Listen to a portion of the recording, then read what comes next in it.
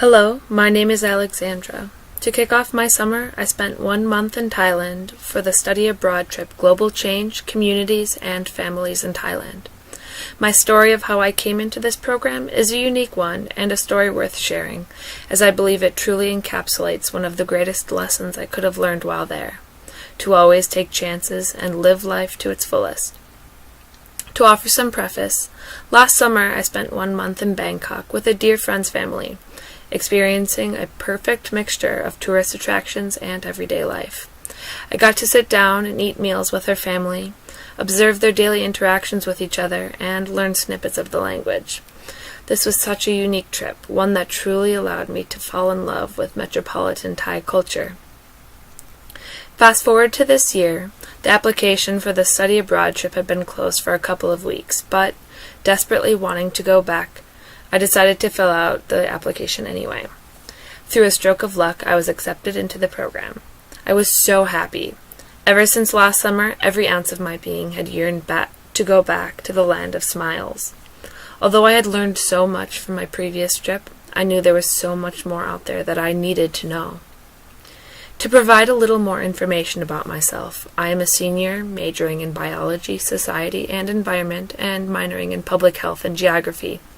So the fact that our first full day in country was spent participating in a child-safe workshop, where we learned about the trafficking of children and what Friends International and other organizations are doing to team up to end this all too prevalent issue in Southeast Asia, was absolutely spectacular for me. For quite some time now, I've wanted to work abroad with NGOs after I graduate in December. I want to help people become healthy.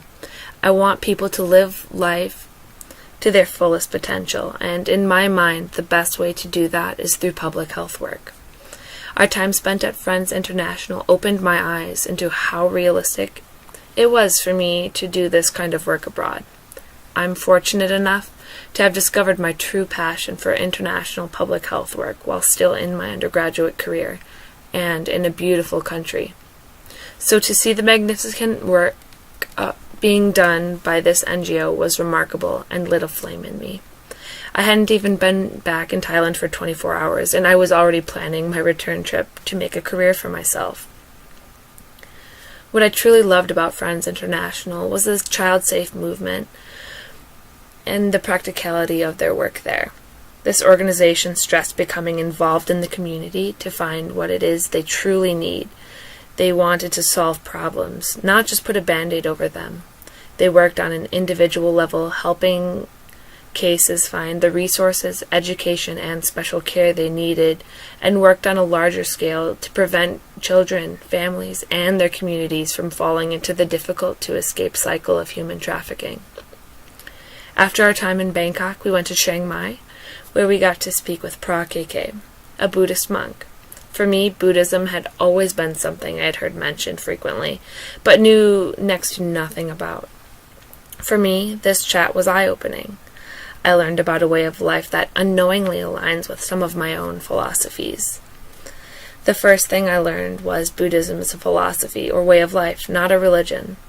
After discussing what Buddhism looks like through the eyes of a monk in Thailand, we learned about their eating habits, their daily schedules, and ways people honor Buddha. Pra KK closed his talk with 2 sentences that really struck me. They are simple, yet profound. They are this: everything is impermanent, and the future does not exist yet. 2 exceptionally simple sentences, yet they were exactly what I needed to hear at that moment of my life. I was standing at the crossroads between academia, only 1 semester away from graduation, and the inevitable transition into true adulthood and the workforce. Still struggling to figure out when and where I would attend graduate school, where I wanted to work, what desires I wanted to fulfill before settling down, and if settling down was ever really a part of my story, and how I wanted to leave my mark on this earth. And in 2 short sentences, I learned that none of that mattered at that exact moment.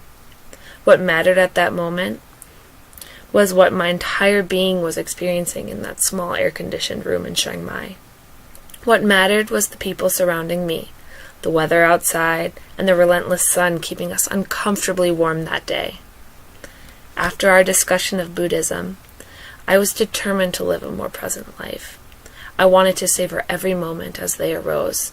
I had a gist of what my future wanted to look like: public health work abroad, graduate school, and hiking the Appalachian Trail.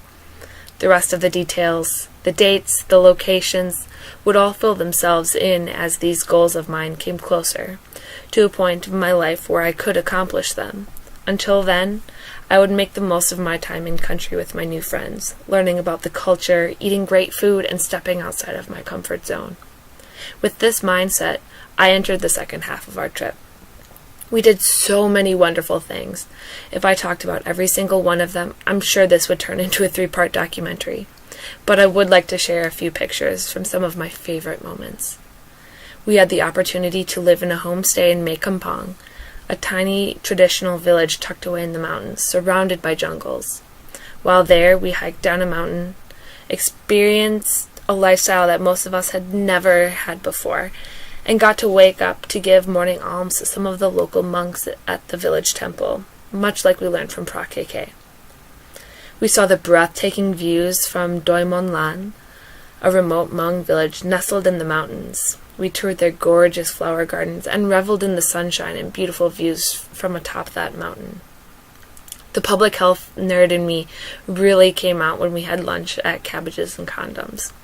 The whole premise of this restaurant is to make condoms as accessible to people as cabbages are. In summary, the biggest lesson I learned while in Thailand is to always remain present. Take every day for what it is worth and enjoy all the sensations it comes with. Awaken your senses, and soon you'll realize that seemingly menial tasks like shopping become a vibrant and beautiful experience. I've learned to savor every sight, sound, flavor, scent, and sensation of every experience I have.